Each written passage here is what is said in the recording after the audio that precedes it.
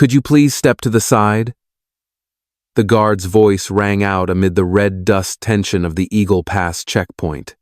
Mary Dalton lifted her worn backpack from her shoulder, her chest tightening as if someone had stripped away the final layer of skin shielding her. Each step toward the inspection table sounded like a tolling bell of memories of sleepless nights, of helicopters, of blood, and of names that must never be spoken.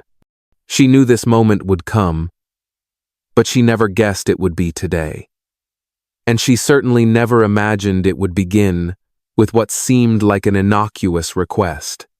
All right, my dear audience, get ready for a story that will leave you amazed. Take a second to like this video, subscribe to the channel, and drop a comment below telling me where you're watching from and what time it is where you are. It's always thrilling to see people joining us from all around the world. Her name is Mary Dalton.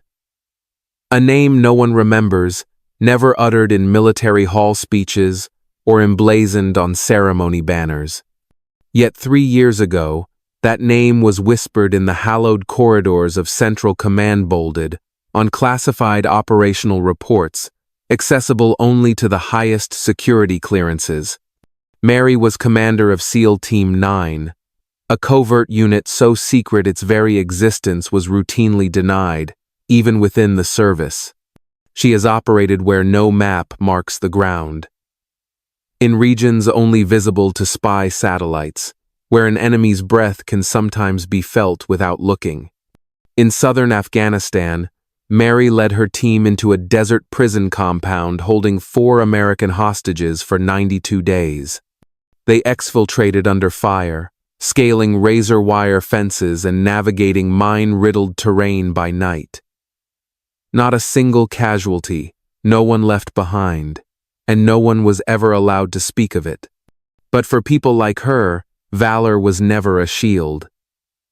It was just dust easily blown away when the winds of politics shifted.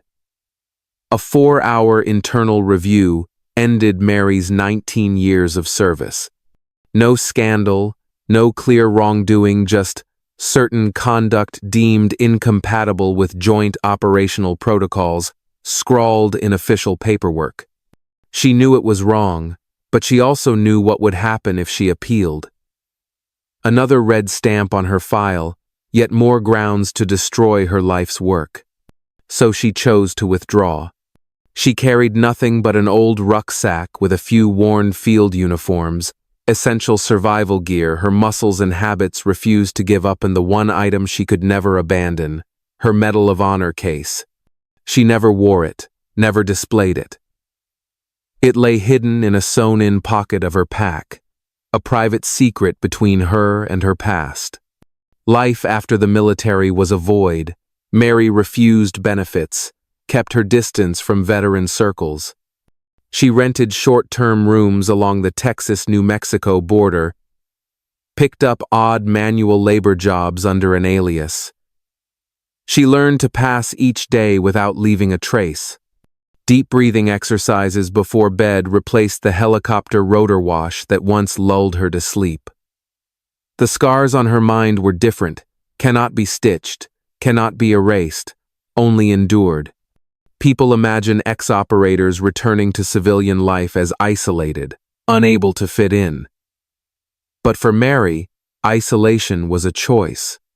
She refused to be defined as a casualty of administrative error. More than anything, she feared idolizing gazes worse than any armed enemy. At the Eagle Pass border checkpoint, no one recognized her. Of course not.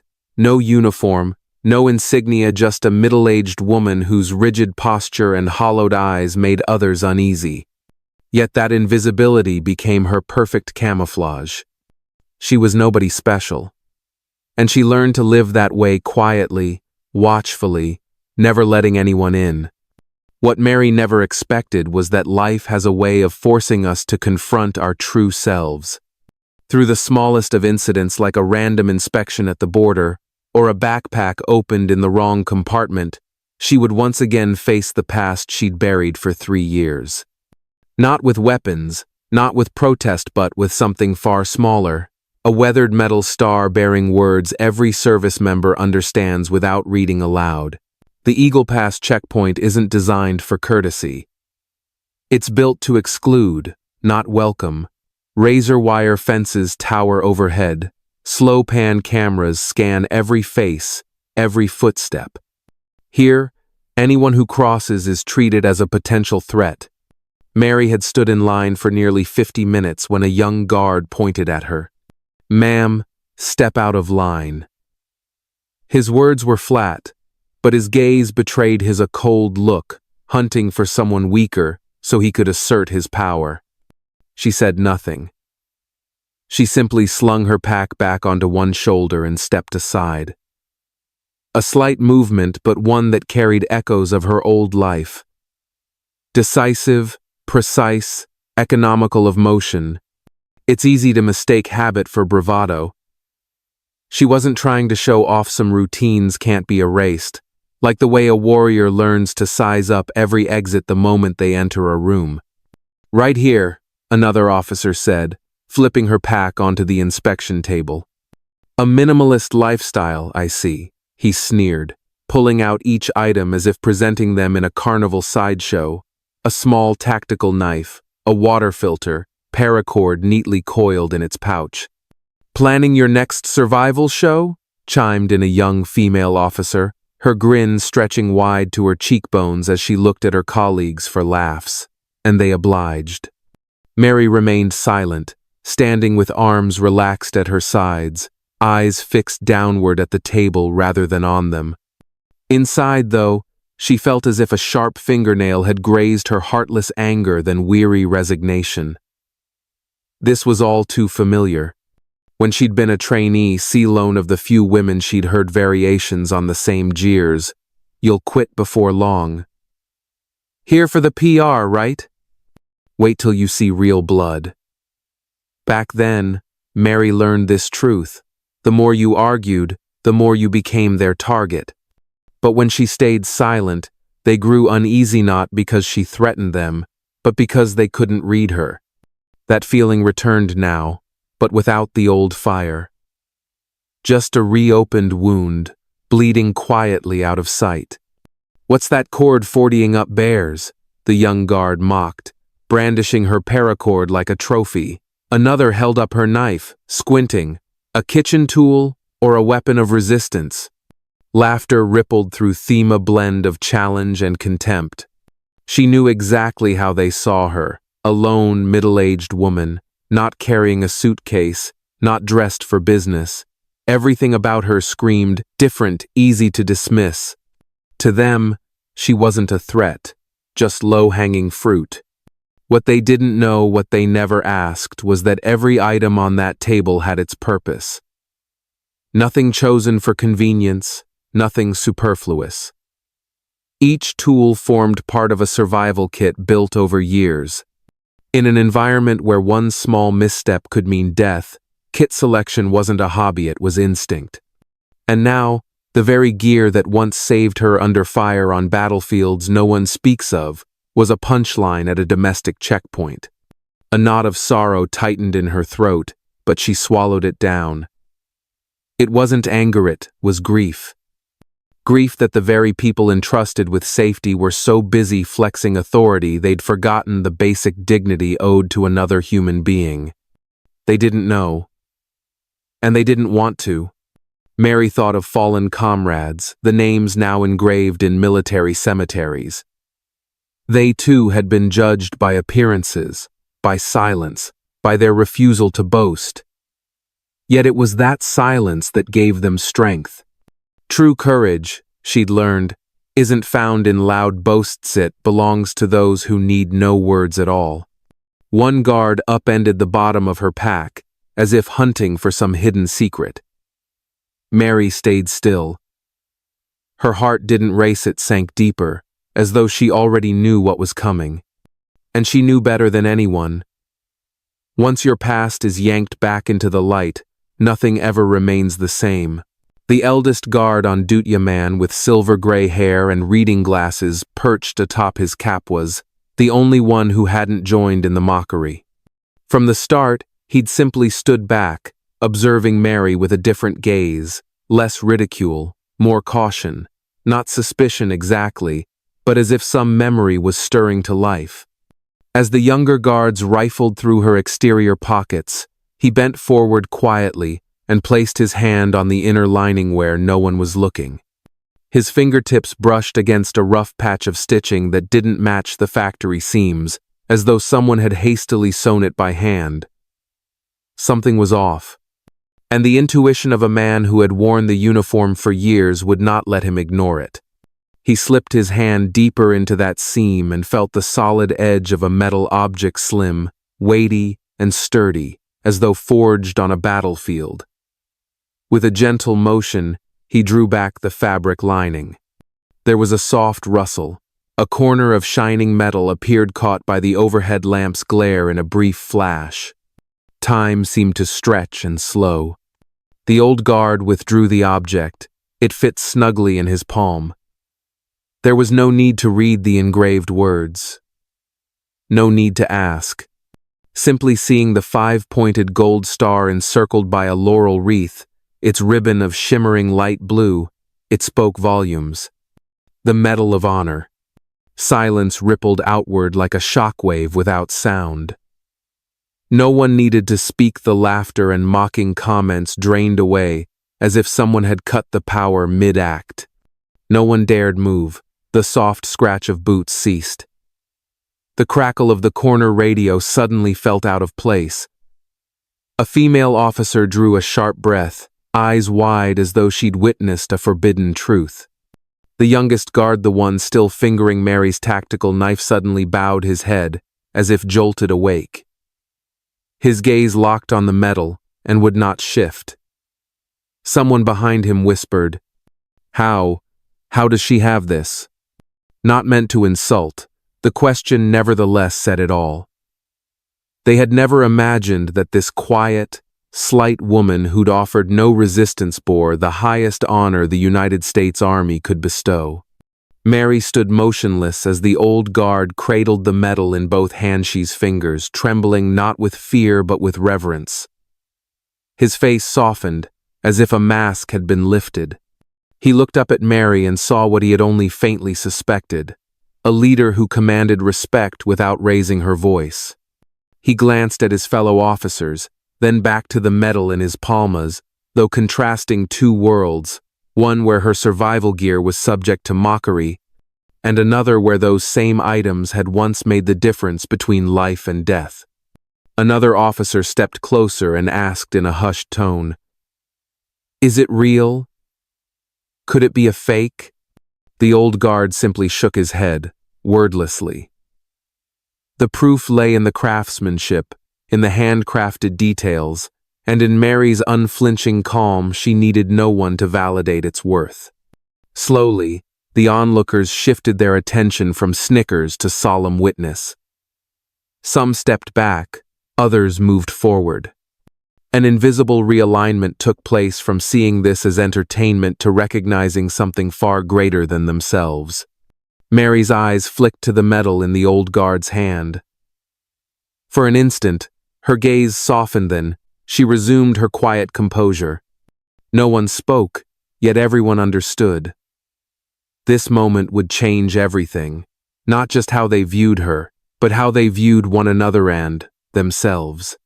A symbol silent and unspoken had turned the entire room on its axis. Amid the frozen stares and the hush, true authority no longer lay with the inspectors. It resided in the silence of the one being inspected. If you'd like to hear what happens next, relax or grab a drink and stay with us for the continuation of Mary Dalton's astonishing story. Comment 1 if you're still here.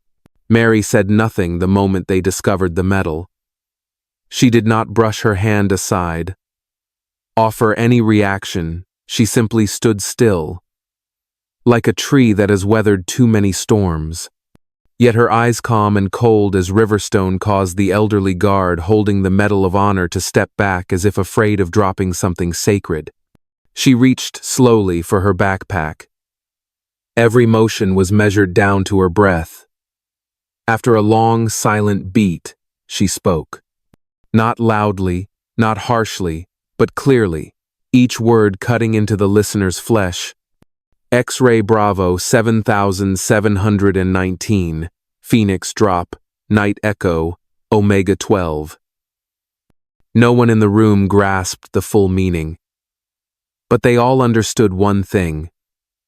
These were not random code words. They were not lines one could invent.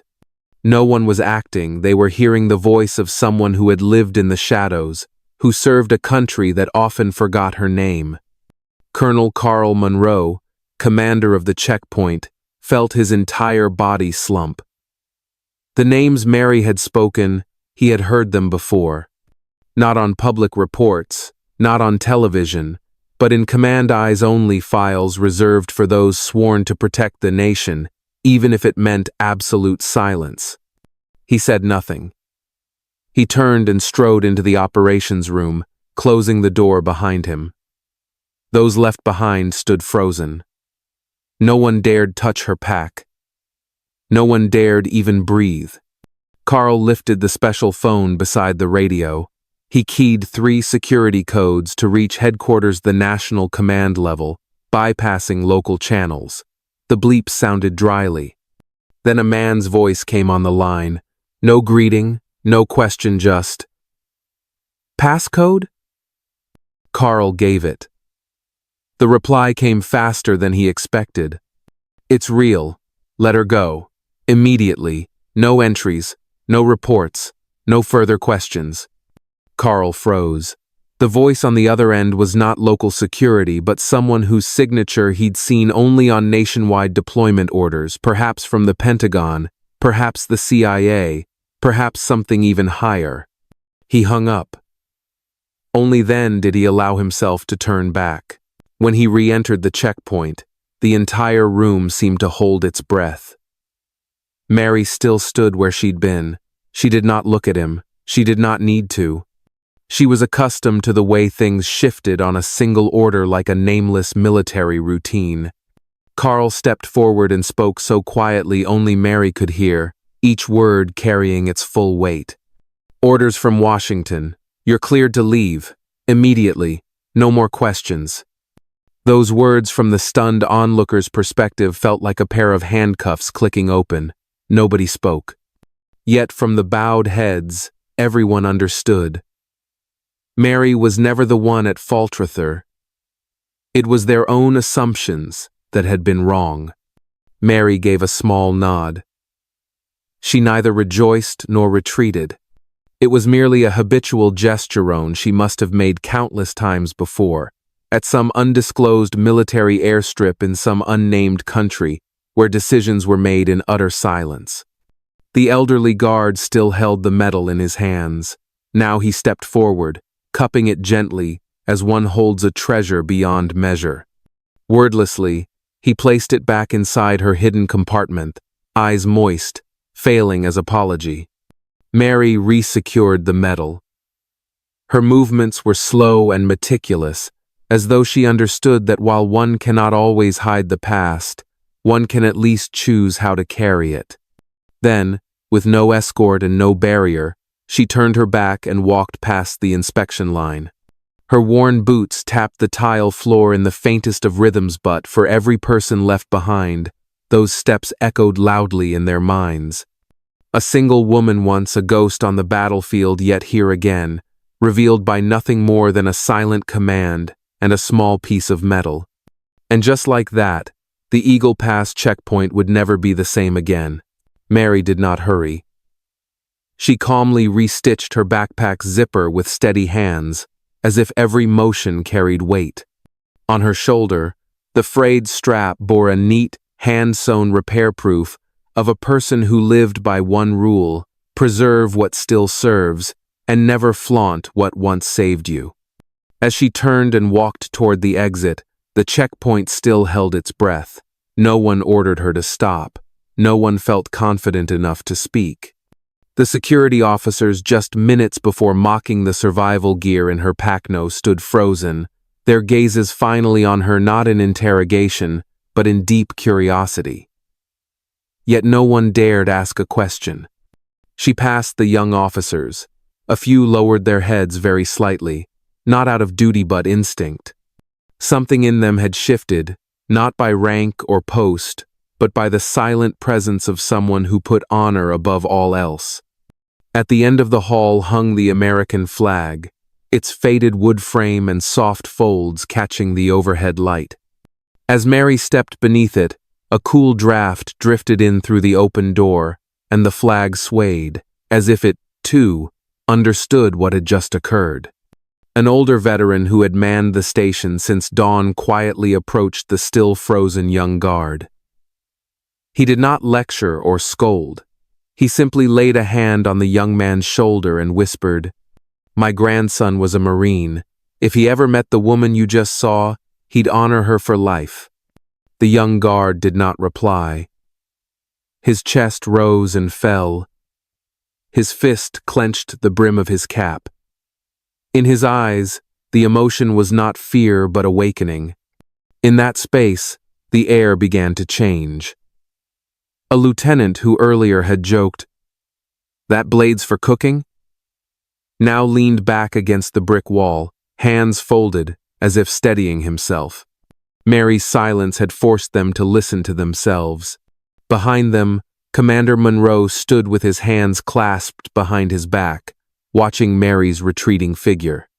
He did not know who she truly was, at least not fully, but he grasped something more important. She was no ordinary person. Not because of the medal she carried, but because she did not need it to prove who she was. Mary did not look back as she passed through the final door and into the morning light, which poured in like a soft curtain. Those left behind exhaled together a single breath, slow and unified, as after an unseen, sacred ritual.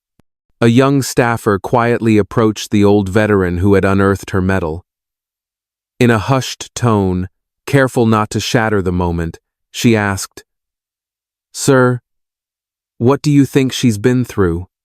He did not answer at once.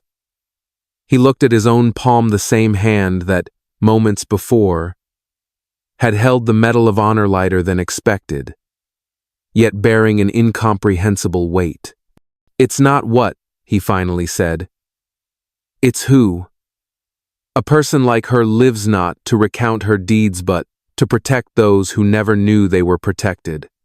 Up in the operations room, a junior technician who had recorded the entire event on the internal camera paused, then erased the footage, leaving only the mandatory technical log. No one told him to do so, he simply knew that some stories belong not on a drive, but in the memories of witnesses. And so, a woman once thought invisible left behind a new legacy not by words proclaimed, but by silent presence, seeping into the way others see one another. They began to understand that sometimes the most fragile seeming among us hold the greatest strength, and that true warriors walk silently through our lives, yet echo in our consciences. Mary did not look back as she stepped out into the light, but if she had, she would have seen something she thought long gone from the world: genuine respect, earned not by rank, but by the simple truth of who she was. A truth that needs no voice-only recognition. Mary walked through the checkpoint gate without a word of farewell. But this time, her silence carried no contempt or suspicion. It was something else, quiet respect, as if everyone in that room had just witnessed something larger than themselves. The young female clerk who had laughed the loudest, lowering Mary with seemingly harmless jibe-locked eyes with her at that final moment. The young woman's confident mask fell away. All that remained was unspoken embarrassment, and then, very softly, she said, "Toom sorry."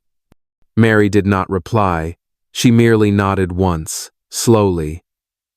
Not because she demanded an apology, but because she understood some mistakes require no punishment, only awareness. And sometimes, that awakening is enough. She did not look back. She left no phone number, no business card, nothing like those who want to be found. Mary did not seek to be remembered not as a hero. For her, Departing in peace was reward enough. What she could never know that she would never know was that from that afternoon onward, the entire culture at Eagle Pass checkpoint changed. Commander Monroe drafted an internal memo that very night. He did not name names. He did not describe the incident. He wrote only a brief directive. From now on, treat everyone we inspect as though they once protected us, because one day they might have. Those words spread through every shift. They became an unofficial motto, scrawled in pen on the whiteboard, printed onto reminder cards tucked into every new recruit's handbook. In the months that followed, tales circulated about the woman with the medal.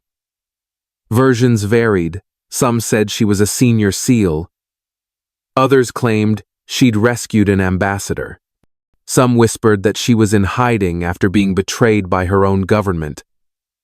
Others believed she still worked covertly for some agency. But the truth was simpler. She was someone who once stood between a battlefield and the lives of others and lived to walk away in silence.